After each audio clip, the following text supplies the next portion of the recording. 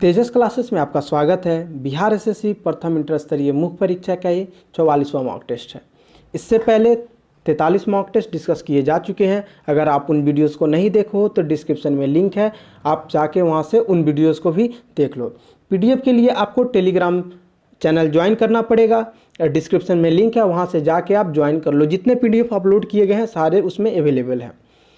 आगे बढ़ने से पहले 2-3 बातें। पहला तो देख लो, इससे पहले हम लोग 20 यूनिक पब्लिकेशन का मॉक टेस्ट कर लिए हैं, 17 प्लेटफॉर्म पब्लिकेशन का मॉक टेस्ट कर लिए हैं और 14 मॉक टेस्ट है आपके स्पार्क पब्लिकेशन में, जिसका यह 7वां पार्ट है।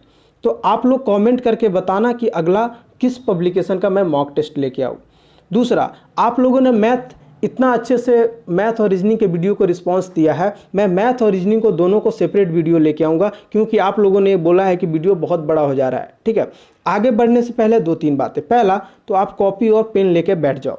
दूसरा, आप इस 75 क्वेश्चन में कितने कर पा रहे हो, आपको अपना स्कोर कमेंट करना है। तीसरा, प्रत्येक प्रश्न के बाद आपको 5 सेकंड का समय मिलेगा, जिसमें आपको पहले खुद से अटेम्प्ट करना है। आज का पहला प्रश्न है, निम्नलिखित में से किस राज्य ने सबसे पहले पंचायती राज प्रणाली प्रारंभ की? इसका आंसर हो जाएगा ऑप्शन ए। सबसे पहले राजस्थान ने पंचायती राज को प्रारंभ किया था। अगला प्रश्न है, सिंधु अर्थव्यवस्था की ताकत थी? तो इसका आंसर हो जाएगा ऑप्शन ए। सिंधु अर्थव्यवस्था की जो ताकत थी वो थी कृषि। देखो, व्यापार पे आप लोग कंफ्यूज मत होना, कृषि ही ऐसा क्षेत्र है जो उनको व्यापार की तरफ लेके गया था। अगला प्रश्न है, किस मुगल शहंशाह ने मुगल राजधानी आगरा से दिल्ली स्थानांतरण की? इसका आंसर हो जाएगा ऑप्शन सी, शाहजहां ने ये काम किया था। अगला प्रश्न है, राष्ट्रसंघ की प्रसंविदा के आरेखन के बाद यह किसने कहा था कि a living thing is born? इसका आंसर हो जाएगा ऑप्शन बी, वुडरो विल्सन ने ये स्टेटमेंट दिया था। 1919 ईस्वी में लीग प्रति देखो 1919 ईस्वी का जो एक लीग प्रतिज्ञा पत्र का मसौदा जारी होने पर वुडरो विल्सन ने तीखी टिप्पणी की थी, a living thing is born, अर्थात जीवित वस्तु का जन्म हो गया है। प्रथम विश्व युद्ध के समाप्त होने पर 10 जनवरी 1920 को पेरिस शांति सम्मेलन के परिणाम स्वरूप अंतर सरकारी संगठन के रूप में लीग की स्थापना की गई थी। अगला प्रश्न है, अर्थशास्त्र के लेखक किसके समकालीन थे? तो अर्थशास्त्र के लेखक चंद्रगुप्त मौर्य के समकालीन थे। अगला प्रश्न है, ताजमहल किसके द्वारा बनवाया गया था? इसका आंसर हो जाएगा ऑप्शन बी, शाहजहां के द्वारा ये बनवाया गया था। अगला प्रश्न है, चुनाव आयोग किस अनुच्छेद के अंतर्गत स्थापित किया गया है? इसका आंसर हो जाएगा ऑप्शन सी, अनुच्छेद 324 के अंतर्गत। अगला प्रश्न है, वर्ष 1977 में किसकी अध्यक्षता के अंतर्गत पंचायती राज की जांच करने के लिए एक सरकारी समिति नियुक्त की गई? इसका आंसर हो जाएगा ऑप्शन ए, अशोक मेहता के अध्यक्षता में। अगला प्रश्न है, कितने देश यूएन जनरल असेंबली के सदस्य हैं?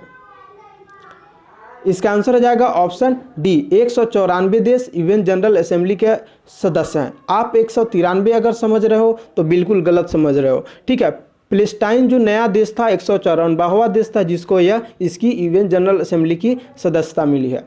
अगला प्रश्न है, निम्नलिखित महाद्वीपों में से कौन सा महाद्वीप पृथ्वी के उत्तरी, दक्षिणी और पूर्वी पश्चिमी गोलार्ध में स्थित है?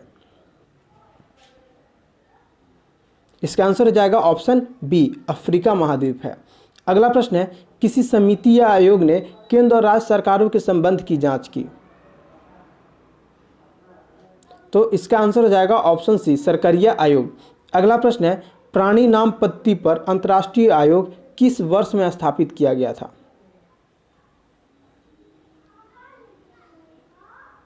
इसका आंसर हो जाएगा ऑप्शन ए, 1895। देखिए, अंतर्राष्ट्रीय प्राणी विज्ञान तंत्र आयोग जिसको ICZN की स्थापना 1895 ईस्वी में हुई थी। ठीक है, यह प्राणी विज्ञान तंत्र की एक रूप नामांकन प्रणाली को निर्धारित करता है और सुनिश्चित करता है कि प्रत्येक जीव को एक विशिष्ट और सार्वभौमिक वैज्ञानिक नाम प्रदान किया जाए। अगला प्रश्न है, निम्नलिखित में से कौन सा विश्व का सबसे बड़ा मरुस्थल है? विश्व का सबसे बड़ा मरुस्थल कौन सा है? इसका आंसर हो जाएगा ऑप्शन सी, विश्व का जो सबसे बड़ा मरुस्थल है वो है सहारा मरुस्थल। अगला प्रश्न है, भारत की कुल जनसंख्या का कृषि में नियुक्त प्रतिशत लगभग कितना है? इसका आंसर हो जाएगा ऑप्शन ए, लगभग 60% है। अगला प्रश्न है, किसके ऊपर ताप तीव्रतापूर्वक बढ़ता है? इसका आंसर हो जाएगा ऑप्शन बी, बहिर्मंडल के जो ऊपर है वो ताप क्या होता है? तीव्रतापूर्वक बढ़ता है। अगला प्रश्न है, 1 माइक्रोन किसके बराबर होता है? इसका आंसर हो जाएगा ऑप्शन सी, 10⁻⁻6 मीटर के बराबर होता है। अगला प्रश्न है, भारत का राष्ट्रीय फल है? इसका आंसर हो जाएगा ऑप्शन ए, भारत का राष्ट्रीय फल है। आपको भारत का राष्ट्रीय पुष्प का नाम कमेंट करना है। अगला प्रश्न है, लघु ज्वार भाटा होते हैं? तो लघु ज्वार भाटा क्या होते हैं? ये दुर्बल होते हैं। अगला प्रश्न है, सहारा अफ्रीका के किस हिस्से में स्थित है? तो सहारा अफ्रीका के उत्तरी हिस्से में स्थित है। अगला प्रश्न है, बृहद पृष्ठीय क्षेत्रफल वाला महासागर है? बृहद पृष्ठीय क्षेत्रफल वाला महासागर कौन सा है? आपको उसका नाम बताना है। तो बृहद पृष्ठीय क्षेत्रफल वाला महासागर प्रशांत महासागर है। देखो, आप लोग अपना कमेंट्स आजकल नहीं कर रहे हो, ठीक है। आप लोग को लगता है कि मेरा स्कोर कम आ रहा है इसलिए हम नहीं करेंगे। दोस्त मेरे, यही चीज़ आपको आपका स्कोर भी इम्प्रूव करा देगा, आपके अंदर एक अनुशासन ला देगा। जो पूरे मॉक टेस्ट को पहले आप खुद से अटेम्प्ट करोगे, फिर आप मेरा आंसर सुनोगे, ठीक है। अगला प्रश्न है, भारत माता नामक प्रसिद्ध पेंटिंग के चित्रकार कौन थे? तो भारत माता नामक प्रसिद्ध पेंटिंग के चित्रकार आपके अवनींद्रनाथ टैगोर थे। अगला प्रश्न है, 1487 ईस्वी में किसने केप ऑफ गुड होप की खोज की? इसका आंसर हो जाएगा ऑप्शन सी, बार्टोलोमियो डियास ने। अगला प्रश्न है, टेलीफोन का आविष्कार किसके द्वारा किया गया? इसका आंसर हो जाएगा ऑप्शन ए, टेलीफोन का आविष्कार अलेक्जेंडर ग्राहम बेल के द्वारा किया गया था। अगला प्रश्न है, आसियान गेम्स की मेजबानी करने वाला पहला देश कौन था? इसका आंसर हो जाएगा ऑप्शन बी, एशियन गेम्स की मेजबानी करने वाला पहला देश आपको भारत था। अगला प्रश्न है, भारतीय अर्थव्यवस्था में शिथिल काल यानी स्लैक सेशन माना जाता है, किसे माना जाता है? इसका आंसर हो जाएगा ऑप्शन सी, जनवरी तथा जनवरी से जो जून का जो टाइम होता है इसी को स्लैक सेशन यानी शिथिल काल कहा जाता है। देखो, भारत में जुलाई से दिसंबर का समय कृषिगत फसलों का समय, ठीक है। उसके बाद जनवरी से जून का जो समय होता है शिथिल काल यानी स्लैक सेशन माना जाता है। भारत में 50% से अधिक जनसंख्या कृषि पर निर्भर है। कृषि क्षेत्र में शिथिल हो जाने पर लगभग संपूर्ण अर्थव्यवस्था की गति धीमी हो जाती है। अगला प्रश्न है, ब्याज की दर और उपभोग के स्तर के बीच संबंध पर सबसे पहले किसने कल्पना की? इसका आंसर हो जाएगा ऑप्शन सी, इरविंग फिशर ने सबसे पहले यह कल्पना किया था। देखो, इरविंग फिशर ने अपने ब्याज के सिद्धांत में ब्याज की दर, अवास्तविक ब्याज और वास्तविक ब्याज दर और उपभोग स्तर के मध्य संबंध स्थापित किया था। यद्यपि उनका सिद्धांत ब्याज दर और मुद्रास्फीति के बारे में है। यह सिद्धांत वास्तविक ब्याज दर का बचत पर प्रभाव तथा अवास्तविक ब्याज दर और उपभोक्ता व्यय के मध्य विपरीत संबंध की चर्चा करता है। अगला प्रश्न है, किस संवैधानिक संशोधन ने पंचायती राज संस्था को स्थापित किया था? 73वां संविधान संशोधन अधिनियम ने यह काम किया था। अगला प्रश्न है, देखो 73वां संविधान संशोधन कौन सा है? तो ईयर था 1993 का। चलो अगला प्रश्न है, किसी अर्थव्यवस्था में उत्कर्ष अवस्था क्या है? किसी अर्थव्यवस्था में उत्कर्ष अवस्था का अर्थ है, तो जब उत्कर्ष अवस्था का अर्थ क्या है? स्थिर वृद्धि प्रारंभ होती है, यानी स्थिर वृद्धि प्रारंभ होने लगे तो उत्कर्ष अवस्था किसी अर्थव्यवस्था का कहा जाएगा। अगला प्रश्न है, मानव अधिकार दिवस कब मनाया जाता है? मानव अधिकार दिवस कब मनाया जाता है? तो मानव अधिकार दिवस 10 दिसंबर को मनाया जाता है। अगला प्रश्न है, किसके शासनकाल के दौरान अजंता की गुफाएं निर्मित की गई? तो गुप्त शासन काल के दौरान अजंता की गुफाएं निर्मित की गई थी। अजंता की गुफाएं महाराष्ट्र के औरंगाबाद जिले में स्थित है। यहाँ लगभग 30 चट्टानों को काटकर गुफाओं के रूप में बौद्ध स्मारकों का निर्माण किया गया है। ठीक है, अगला प्रश्न है, निम्न देशों और उनकी राजधानियों में से कौन सा युग्म गलत है?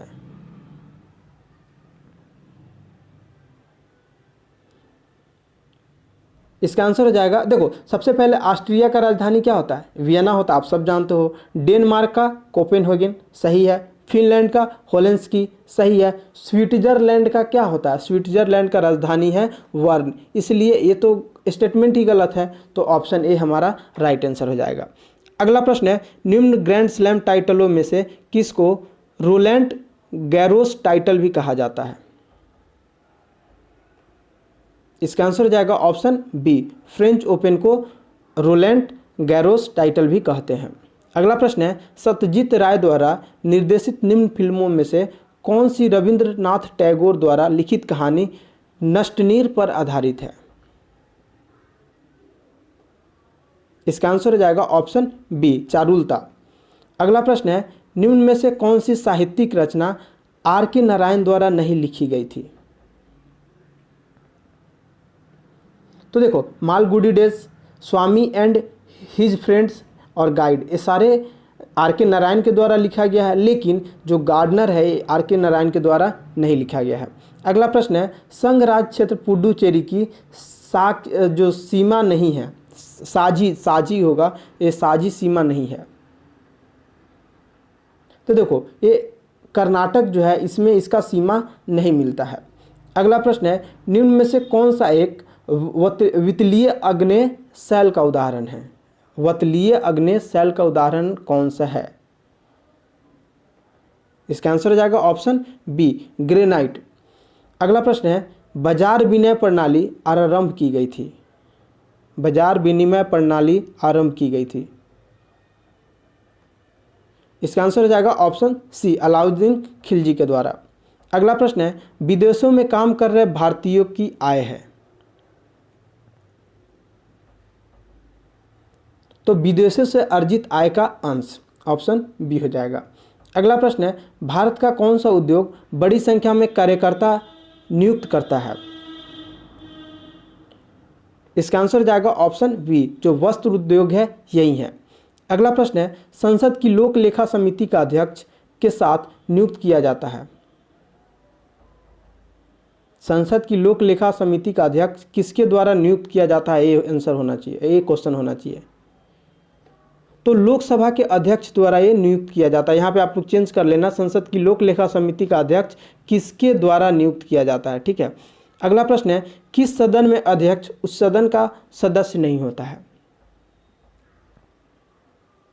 तो जो राज्यसभा का अध्यक्ष होता है वो उस सदन का नहीं होता है। राज्यसभा के जो अध्यक्ष होते हैं, यानी हम वाइस प्रेसिडेंट बोलते हैं, वाइस प्रेसिडेंट को हम इलेक्ट करके लाते हैं, और वो राज्यसभा के क्या होते हैं? एक्स ऑफिशियो चेयरमैन होते हैं। अगला प्रश्न है, मत देने का अधिकार किस कोटि से संबंधित है? मत देने का अधिकार किस कोटि से संबंधित है? इसका आंसर हो जाएगा ऑप्शन डी, राजनीतिक अधिकार है मत देने का अधिकार। अगला प्रश्न है, भारतीय संविधान के अंतर्गत अविशिष्ट अधिकारों का अर्थ है? वैसे अधिकार जिनको केंद्र सूची, राज्य सूची और समवर्ती सूची के रूप में स्पष्ट रूप से शामिल नहीं किया गया है, वैसे अधिकारों को अविशिष्ट अधिकार कहते हैं। ऑप्शन डी हो जाएगा। अगला प्रश्न है, मौर्य वंश के तत्काल बाद किस वंश ने आकर मगध राज पर शासन किया? इसका आंसर हो जाएगा ऑप्शन बी, शुंग वंश ने शासन किया था। देखो, शुंग वंश की स्थापना 185 ईस्वी पूर्व में मौर्य सेनापति पुष्यमित्र शुंग ने अंतिम मौर्य शासक बृहद्रथ की हत्या करके की थी। अगला प्रश्न है, राज्यसभा के लिए राष्ट्रपति द्वारा कितने सदस्य नामित किए जाते हैं? तो राज्यसभा में राष्ट्रपति द्वारा 12 सदस्य नामित किए जाते हैं और लोकसभा में 2 एंग्लो इंडियन शामिल किए जाते हैं। आपको कमेंट करके बताना है कि एंग्लो इंडियन कौन होते हैं। अगला प्रश्न है, निम्न में से किन मुगल सम्राटों ने स्वयं अपनी आत्मकथा लिखी थी?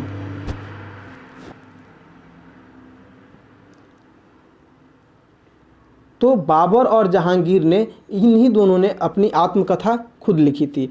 अगर आप हिंदी का मॉक टेस्ट अब तक नहीं लगा रहे हो तो हिंदी को इतने हल्के में ना लो, ठीक है। मैंने 5 मॉक टेस्ट अपलोड कर दिया हूँ, उसको जाके आप सब लगाओ। उसमें कुछ आपके क्वेश्चन हैं, जैसे मैंने उसमें कुछ अनुच्छेद है जिसको मैंने छोड़ा है, मैंने अब तक आंसर नहीं वहाँ पे पोस्ट किया है। आप लोग जब तक उसमें कुछ लोग आंसर कमेंट नहीं करेंगे, मैं उसका आंसर नहीं पोस्ट करने वाला हूँ। अगला प्रश्न है, किस भारतीय राज्य पर कब्जा करने के लिए राज अपहरण नीति को अपनाया गया था? तो पंजाब राज्य को कब्जा करने के लिए राज अपहरण नीति अपनाया गया था। अगला प्रश्न है, दूसरे विश्व युद्ध के दौरान निम्न में से कौन सा देश उन 3 धुरी शक्तियों में से एक नहीं था जिन्होंने मित्र राष्ट्र शक्तियों के विरुद्ध युद्ध किया था? इसका आंसर हो जाएगा ऑप्शन सी, ए चीन था। अगला प्रश्न है, प्रायद्वीपीय भारत में उच्चतम पर्वत चोटी है?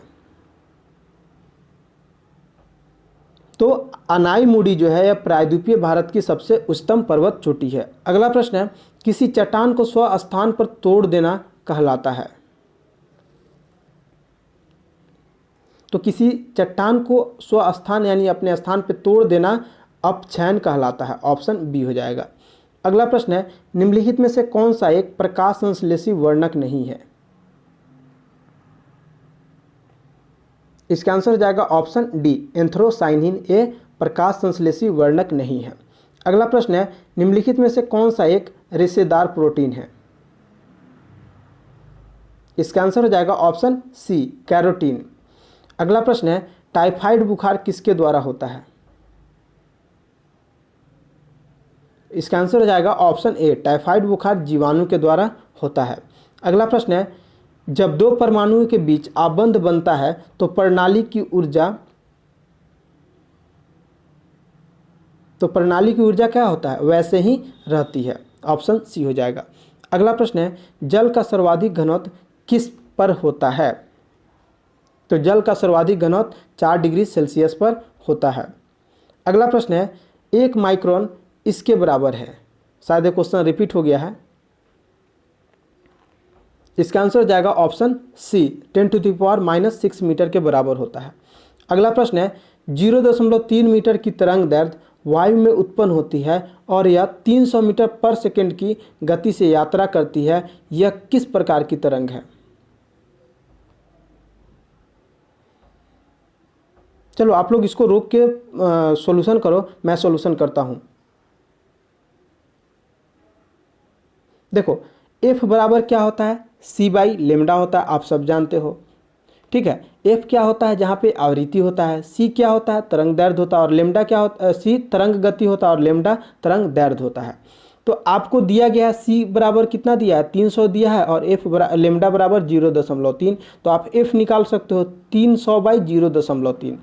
यहाँ से दशमलव हटाओगे तो क्या हो जाएगा? ऊपर एक आके 0 बैठ जाएगा, यानी 3000/3। 3 से आप कटा दो, कितना हो जाएगा? 1000 हो गया। 1000 साइकिल पर सेकेंड, और 1000 साइकिल पर सेकेंड को क्या बोलोगे? 1 किलो हर्ट्ज जो बोलोगे, ठीक है। तो 20 से जो 20,000 हर्ट्ज के बीच के श्रव्य ध्वनि तरंग क्या कहलाती है? तो श्रव्य ध्वनि कहलाती है, ठीक है। देखो इसका आंसर क्या हो जाएगा? ये श्रव्य तरंग, ऑप्शन ए हो जाएगा। अगला प्रश्न है, प्रोग्राम इनपुट और आउटपुट के बीच का समय क्या कहलाता है?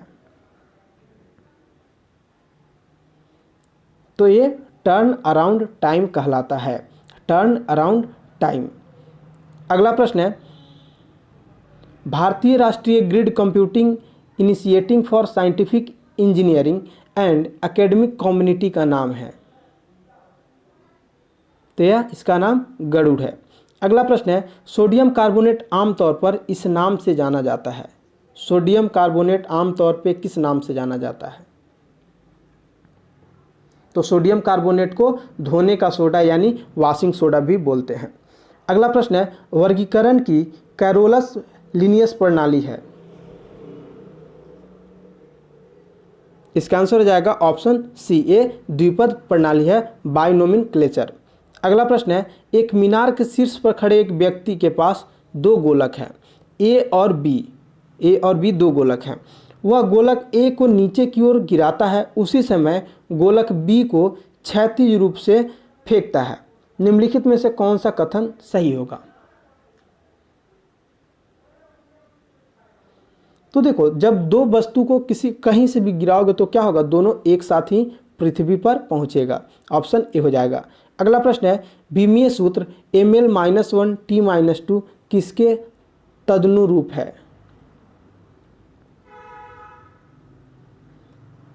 इसका आंसर हो जाएगा ऑप्शन ए, प्रत्यास्था गुणांक के तदनुरूप है। अगला प्रश्न है, किसी सामग्री का सांद्रण जो 50% पशुओं के लिए घातक है कहलाता है, क्या कहलाता है?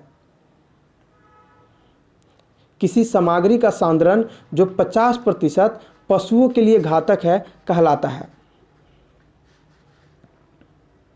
तो देखो ये क्या कहलाता है आपका, देखो LD50 जिसको लीथल डोज 50 बोलते हैं, ठोस या द्रव पदार्थ की मात्रा है जिसका प्रयोग एक डोज खुराक में परीक्षण में शामिल 50% जंतुओं जैसे चूहे को मारने के लिए किया जाता है। ठीक है, लघु अवधि में पदार्थ में प्रयुक्त संभावित विषाक्तता का पता लगाने के लिए LD50 विधि का प्रयोग किया जाता है। ठीक है, तो क्या हो जाएगा, ऑप्शन ए हो जाएगा LD50। अगला प्रश्न है, डायाप्टर किसकी इकाई है? तो लेंस की जो क्षमता होता है उसी की इकाई होती है। अगला प्रश्न है, डैश एक प्रकार का इंटरनेट खाता जिसमें कंप्यूटर से सीधे नेट के साथ नहीं जोड़ा जाता है।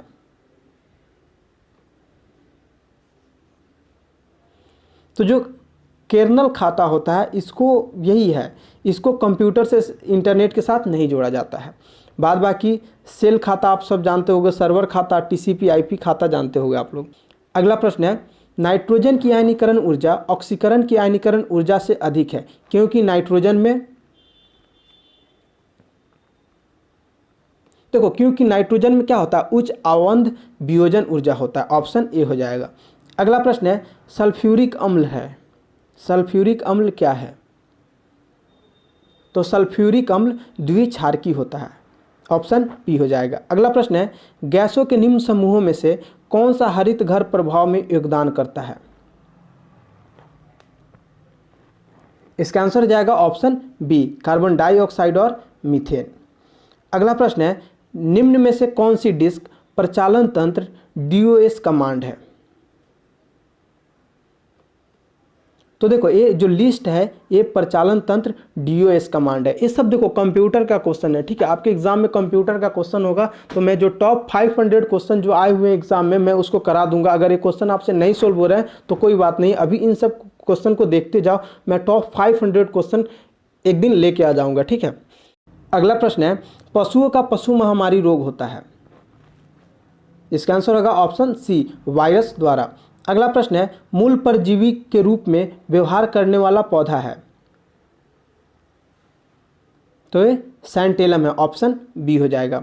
जो मॉक टेस्ट हमारा 43 था उसका क्वेश्चन ऑफ द डे का आंसर होगा, सोडियम वाष्प लैंप पीले रंग के साथ जलते हैं, इसका कारण है। तो इसका क्या कारण है? तो सोडियम परमाणुओं द्वारा अवशोषित और अतिरिक्त ऊर्जा का स्पेक्ट्रम के पीले क्षेत्र में उत्सर्जन। ठीक है, ऑप्शन बी हो जाएगा। आज का जो क्वेश्चन ऑफ द डे है, सबसे बड़ा श्वेत रुधिराणु है। इसका आंसर आपको क्या करना है, कमेंट बॉक्स में जाके कमेंट करना है। आप कितना स्कोर किए हो उसको भी कमेंट करना है। साथ में इस वीडियो को अपने दोस्तों तक पहुंचाना है जिनसे उनको भी बेनिफिट हो। ठीक है, हमारी फैमिली अब 1000 की होने वाली है, इसके उपलक्ष्य में मैं आप लोगों को कुछ ज़रूर लेके आऊँगा।